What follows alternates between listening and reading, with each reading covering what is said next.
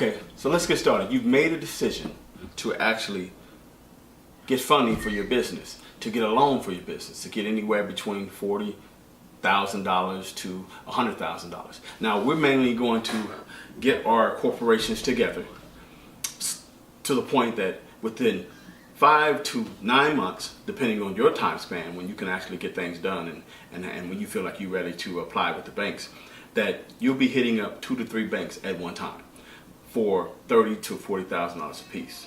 So maybe 50 grand. We don't want to go past that, and as you learn through listening to the actual videos and the steps, you'll understand why. So the first step, let's just get to it. And I want you to actually take your time, because I know you got family.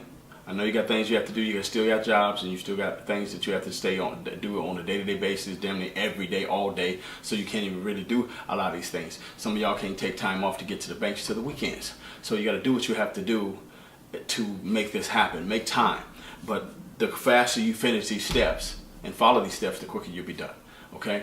Just follow them. They're not that difficult, but some of you guys can have this done in 4 months. Some of you guys is going to take all year. But stay on task with the goal here. The goal is you want cash in your bank account that you can reach out and go and pull out a check of $100,000 or even maybe more after this 6 to 9 month journey that you're on. We're completing all these steps. Okay? So the steps are about 18 to 20 steps. I might add 2 more. That's why I said 20, but it's about 18 steps. And they're pretty relatively small, and they're quick and easy.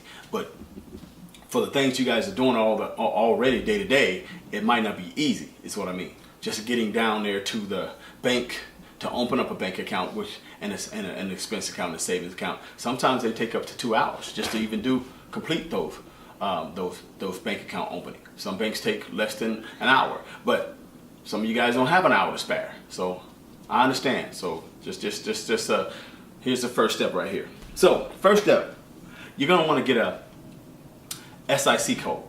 Now, what a SIC code is, I'm going to read it right here from Google. You can Google it for yourself. It's the standard industry classification codes, or for 4-digit numerical codes assigned by the United States government to businesses established to identify the primary business of the establishment. So basically what it's saying, to simplify things, it's a code that actually attaches to your type of business so they can more narrow down what type of business you are. So it won't be so broad. So if you basically said your business was something like Roller Skates Academy, okay, what do? Are you an education for roller skates, or are you wholesaling for roller skates, or are you, making roller skates in a medical form for feet that'll help people out when they put their feet in them? So all kinds of stuff. But it could go so far. So they want to be able to narrow down what your business really does. It's not, because it's not you. You remember, you just control it, you run it, and we're gonna go down further. You're gonna be the president or the vice president, basically the owner of the first employee of your business. So, where would you go? You would go to a site to help you. Would be manta.com. That's MANTA.com. Let me go there now to make sure they haven't done anything different, because sometimes they do. I don't know when you are watching this, what year. Right now it's 2015. So yeah, site's still up, everything's going go, but you can also go to Dun & Bradstreet. When we get down to the Dun & Bradstreet portion, showing you how to get assigned a Dun & Bradstreat number, they have it right there pretty much.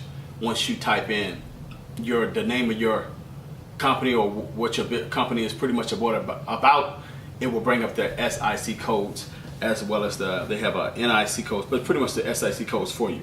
And then when you get those codes, just write them down, because that's what you're going to have to at least have one SIC code that basically identifies what your business primarily is about. And you want to, because they deal with technology, education, communication, technology, education, telecommunication. They use it for healthcare. You're going to want to pretty much get an SIC code that's dealing with something that wholesale and retail. Basically what I'm telling you is you want to make sure your business is structured somewhere around retail or wholesale. Why? Because we're trying to get a loan here.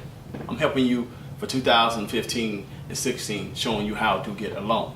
I'm not doing, because banks change up so much, I don't know what they'll be doing in 2017 and 18. But it's pretty much probably going to be the same thing. They haven't changed their stripes much.